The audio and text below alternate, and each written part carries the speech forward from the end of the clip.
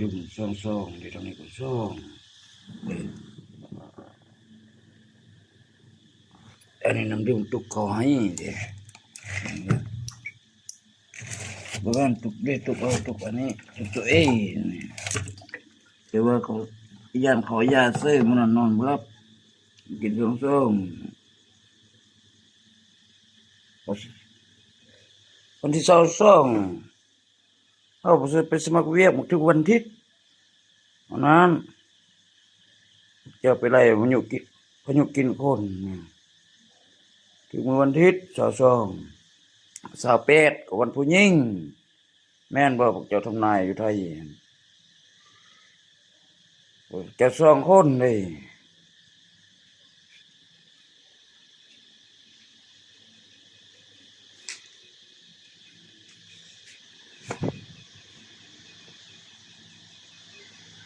นั้นเจ้าไล่เบิ่งการบริการของพวกเจ้าที่เป็นเมียพวกเจ้าก็มันพวกเจ้าแท้ลองไปนำแกนข้อใต้น้ำกัน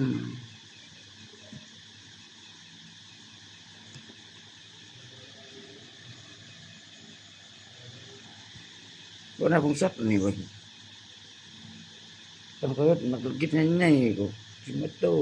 อันปรุงวัดนึงก็แปลว่าเป็นแบบลูกเฟสเจ้าชีวิตไทยเป็นลูกอุ่นเป็นเจ้าเป็นลูกอุ่นเป็นเจ้าอยู่บ้านสมองจ้องตะกี้บ่ไหนเอาเป็นเสื้อลูกอุ่นในได้อย่าเป็นเจ้าใหญ่ได้อันนั้นเองบ่เกิดบ้านพระเจ้าบ่อยู่บ้านนี่เองอยู่บ้านสวนกล้วยปากหวานคือมะกล้วยอ่ะนะบ่อยู่บ้านนั้นสตูเผาบ้านสวนกล้วยเนี่ยสตูจุดเฮือนเนี่ยลองถามให้บ้านเกิดท่านเองเกิดบ่มีภัยพิบัติบ่สตูจุดเฮือนนั่นบนบ้านสวนกล้วยแม่งฮู้